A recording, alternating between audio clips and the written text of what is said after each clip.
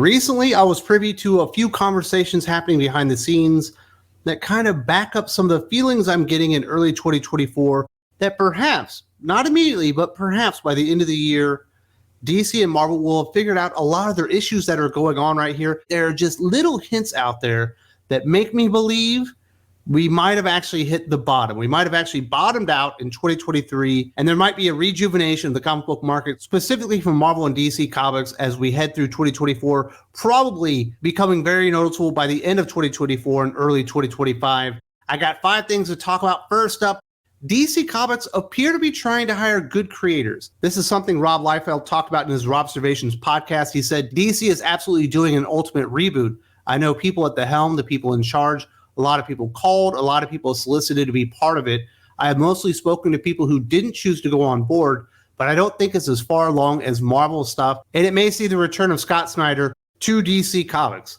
I have a feeling that it's not the Tim Sheridans and the Megan Fitzmartins and the Cena Graces and the Vita Ayalas and the Mags Visaggios and the Charlie Jane Anders and the Tini Howards and the Leah Williams and the Steve Orlandos and the Colin Kelly and Jackson Lanzigs and all the really bad writers that we're suffering through right now. I imagine Rob Liefeld's not really great friends with them, and he wouldn't be talking to them behind the scenes. So when he stated that, I was mostly thinking about DC Comics and their ultimate lineup reboot that they're going to be doing in 2024. But it's also quite apparent from what Rob Liefeld is saying there that DC Comics are actually going out there and approaching good comic book writers and good comic book artists that have a track record of success within comic books, because those are the people that Rob Liefeld has a relationship with, has history with, and is talking to behind the scenes. And that is a very good sign that DC Comics are at least going out there and approaching good creators and offering them work and trying to bring them back. It appears Scott Snyder is going to return to DC Comics in the not too distant future. It sounds like Jason Aaron's going to work on that project. It sounds like Mark Waid's going to work on that project. There's a good chance Al Ewing's going to work on that project. And what have Marvel and DC done, I don't know, in the last 4 years that have 4 creators with that good of a track record over the last 10 years, on one single project? Probably none whatsoever. So it looks like DC Comics at least are making a concerted effort to actually go out there and hire people that potentially can sell comic books, and that can be nothing but good news, not only for comic readers like us, but also for the comic book retailers out there as well, because people want to get excited. We've seen in the early parts of 2024 and the late 2023 that people will get excited for very good comic books featuring heroes that they like. The best examples being that the Energon universe and Ultimate Spider-Man are very hot. The first issue of Transformers from Image Comics and Robert Kirkman's Skybound sold over 153,000 copies in advance orders. In December, Transformers was the number 3 selling comic book to customers, according to Comic Hub, on issue number 3. So there's been some staying power. Duke number 1 debuted at number 16 on Comics Hub chart. G.I. Joe, a non-Energon book, is a top 100 selling comic book for the first time in decades, while Ultimate Spider-Man took up an impressive 8 of the top 10 sales slots on Cover Price's tracking of the week's comic sales activity, thanks to the multiple variant covers available for the first issue. And this is probably the hottest comic book Marvel has had since House of X Powers of 10, like 4 years ago. I think it's over 4 years ago at this time. There are actually a couple of hot titles out there. In fact, when you look at the Energon universe, it's more than a couple of hot titles. Transformers is doing very well. Duke is selling very well. I would be very surprised if Cobra Commander did not also perform well. And we even have the G.I. Joe, A Real American Hero book from Larry Hama and Chris Mooneyham also doing very well. This is great news all around. Now, it would be better news if there was something like a Batman title or an X-Men title out there to kind of go with these things. It's awesome to have a Spider-Man book that people are looking forward to, that they want to read, that they can't get enough of. Now, we've only had the one issue, but the response was absolutely great. And this week we are getting Ultimate Black Panther number 1. And the best thing about that, if Marvel and DC and some of these other bigger independent comic book publishers look at the success of these 2 books, what's Transformers doing? Oh, an homage to the original cartoon, but upping the violence and the stakes a little bit with an awesome creator like Daniel Warren Johnson. What's G.I. Joe doing? Oh, they went out there and hired Josh Williamson, and they're connecting it to Transformers and building out this awesome shared Hasbro Transformers G.I. Joe universe that people are really getting into. They're actually giving people what they wanted. Just for a second, remember what IDW were doing when the sales bottomed out of Transformers and G.I. Joe. Oh, we got non-binary Transformers. Oh, we got our first transgender Transformer. We got gender swap G.I. Joe characters. We replaced Snake Eyes with the female Snake Eyes. We got to watch Quick Kick beat the living shit out of Snake Eyes before that because he was a white character. Nobody liked that stuff. They basically abandoned the line. And now people are back because they actually gave G.I. Joe and Transformers fans what they wanted. What are they doing that's so awesome in Ultimate Spider-Man? Giving fans what they've been begging for over a decade at this point. Nobody likes One More Day. People wanted to see Peter Parker Spider-Man and MJ married back together once again and with children. Shockingly, you put a good creator on there like Jonathan Hickman, you put an awesome artist on there like Marco Cicchetto, and then you actually give the people what they were asking for, and they showed up and they decided to support the book. And it's the hottest thing Marvel's done in 4 years at this point. I wonder what DC and Marvel are going to take away from this. Hopefully, it's that if you actually give the fans what they want, they will show up, they will get excited, and they'll let their friends know that you got some really cool comic books out there. Next up, it sounds like DC might be hiring a good editor. Batman news buzz picked up when Batman writer Chip Zdarsky announced Katie Kubert would be editing Batman. However, Katie Kubert will only serve in this role on a temporary basis and only on the main Batman title. And this is great news. We talked about all the failings of Katie Kubert out there, and it did initially appear that she was likely to be promoted to the group editor position at Batman. She's already a group editor at DC Comics, despite not having a whole lot of track record of success. Currently doing the Alan Scott Green Lantern book. Before that was doing the Harley Quinn Eat, Bang, Kill tour and the animated series stuff. Not a great person to put in charge of Batman. Well, thankfully, DC Comics agreed. They didn't just promote from within, which is what they've been doing a lot of lately, especially since they gutted their editorial staff. It appears that DC Comics are actually going to go out there, look at the market, see who's available, and actually bring somebody with some talent and an eye for story and bring them into their most important editorial role in the entire publisher. It would have made perfect sense for the way DC Comics has been operating for the last 3 or 4 years for Katie Kubert to move up to a position like that. It's much smarter to go out there and say, you know what? Mark Doyle probably got a raw deal. He was actually doing a pretty good job on Batman. He's a senior editor right now over at IDW. Maybe it's time to bring a Mark Doyle back. Maybe we should go over and look at some of these other publishers and what they're doing. Maybe there's somebody out there at Dark Horse. Maybe there's actually a talented comic book writer that maybe doesn't want to do the writing so much, but if you pay him enough, they'll come in and actually be the group editor for Batman and do the entire line. And maybe, just maybe, if you hire somebody with some talent in the editorial staff, we will get good Batman comic books again. Absolutely shocking that DC Comics are not promoting from within for the Batman group editor job when Matt Abernathy left. This could only mean good things because it looks like maybe there's a little bit more money out there. Maybe DC Comics are willing to invest a little coinola in some of their premier characters, and that could only be good things. Now, there is also the chance that in 2 weeks, DC Comics announced that they've hired Heather Antos to come aboard as their new Batman group editor, and I will be completely wrong.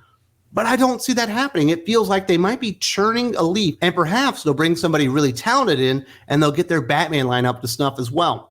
It also appears that cancel culture is basically over in 2024. I'm so glad this has happened. The days of Tom King trying to get Jay Lee fired for being paid by the wrong people, Tess Fowler trying to get everyone fired for any reason whatsoever, Marvel editors playing victim over 2 comments on a tweet, and bad-mouthing an entire fandom, Frank Miller being removed from a con because it never was or will be any creator demanded it, Bleeding Cool contributors calling for the murder of women via burning for being TERFs are over. Or so it appears.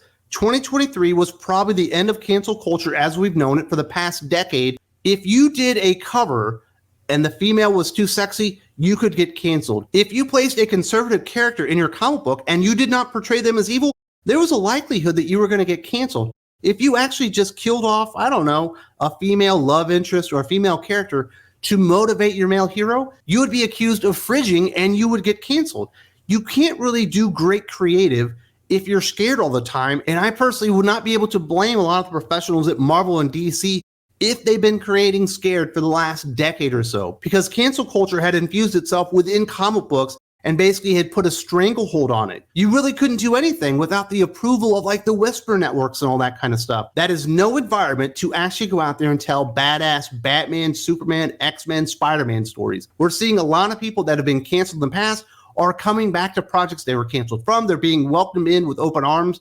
And this means a lot of the people that would have been unhireable at Marvel and DC over the last decade or whatever, just because they had a tweet out there that supported a political candidate that was of the wrong party or whatever, they might actually be able to come back and work for these companies again. And we might actually get people hired on merit and not for diversity checkboxes and out of fear because of what the Whisper networks can do to someone's reputation. But it looks like 2024 is the year we almost kind of get back to normal. I don't think we'll ever get back to the way it was, but it's so much better right now, and it's only improving day by day. The last thing that I noticed that has happened that can only mean good things for Marvel, DC, comic book fans, and retailers, it appears Substack comics have failed. If you remember in June 2021, Spider-Man writer Nick Spencer announced he was leaving ASM to create comics on Substack. Within 30 days, Batman writer James Tynion and X-Men writer Jonathan Hickman also announced deals with Substack. Within 12 months, almost every single comic book writer left at Marvel and DC with a track record of sales left for Substack or other startup ventures. Since then, fans have been saddled with Chip Zdarsky on Batman, Tom Taylor or Josh Williamson on Superman, No Justice League, Zeb Wells on Spider-Man, Jerry Duggan on X-Men, and Jason Aaron or Jed MacKay on Avengers. If Substack is still making comics in 2024, it's news to everyone. Nobody's paying attention anymore because the model failed. When we had that mass exodus of creators really early on to Substack, which rolled over to things like Distillery and other startup venture capitalist things that were going on with comic books, basically the landscape of creators was barren, especially for writers. Jerry Duggan on your flagship X-Men book? Could Marvel Comics embarrass themselves any more than they did with that? Tom Taylor's failed Superman run with John Kent as the flagship hero, a complete embarrassment to DC Comics. Zeb Wells' run on Spider-Man should have been canceled a long time ago. But really, what were Marvel and DC Comics going to do? How many writers do they actually have that are better than Zeb Wells to put on Spider-Man? How many creators do they have available to them to actually put on an X-Men book? So we end up having all these C, D, even Z-list creators getting elevated into primetime slots they never really earned. And basically, they weren't capable of carrying titles like that. So there's been no enthusiasm. Sure, a Spider-Man fan still shows up at his comic book shop on Wednesday and picks up his copy of ASM, throws it in his lawn box, and he doesn't read it because Zeb Wells' run sucks. Well, what happens then? Well, the story never really got them excited, so when they went in there to pick up the comic book, they didn't go pick up 5 more comic books, and you just have the diminishing returns as enthusiasm just drained from the entire comic book industry. Now that Substack and a lot of these other ventures that were out there that were paying money but not really bringing money back in have kind of dried up, a lot of these creators are probably going to have to come back to DC and Marvel Comics. That's probably one of the reasons we're seeing a Scott Snyder return to DC Comics, and I do hope that they're paying him a very good rate because they definitely need to up their page rates, because that was another reason that everyone decided to vacate Marvel and DC Comics all at the same time, because there were so many other opportunities out there. It just so happens, it turns out, like we've talked about here, like I know Purchase talked about, or like a lot of the people on the aficionados have talked about, if Marvel and DC aren't humming, if Batman's not awesome, if Superman's not awesome, if Justice League isn't kicking ass, if X-Men isn't kicking ass, if Spider-Man's not readable, if the Avengers aren't really cool at the moment, it kind of just kills off all the enthusiasm and the money dries up. So while all these people found better opportunities elsewhere, it turns out by vacating all that primetime real estate and leaving us with bad stories also killed off the enthusiasm in comic books. I do expect a lot of those creators that decided to leave Marvel and DC kind of all at the same time to start coming back over the next year and start slowly building up that enthusiasm, that excitement within comic books as we finally get good writers on our favorite heroes again. Now, none of this might come to fruition. I might be pie in the sky bullshitting you right here. I might be seeing stuff that isn't there. But for me personally, I am seeing some signs right now that are making me think a brighter day is right around the corner, and that right around the corner is the end of 2024, early parts of 2025, and I do hope that I'm correct. Are you seeing any signs that make you believe mainstream comic books might be picking up at the end of 2024, into 2025? Because I certainly hope that it's true. I hope that I'm correct on this one, and I hope that you stick along for the ride. And if you want more comic book content, and as things get better and the excitement grows, you're going to want to go over to the Patreon, where we have 8 hours of new content every single week, mostly focused on comic books, although there is a little bit of pop culture stuff in there as well. If you have not checked out the Thinking Critical Patreon, there's a link in the video description, and you're going to want to come along for the ride because things are about to pick up. I can feel it.